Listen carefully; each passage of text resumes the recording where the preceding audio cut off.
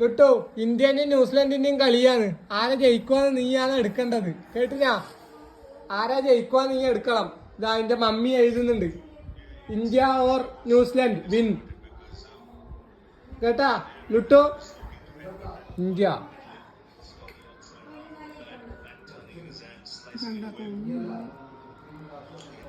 New Zealand.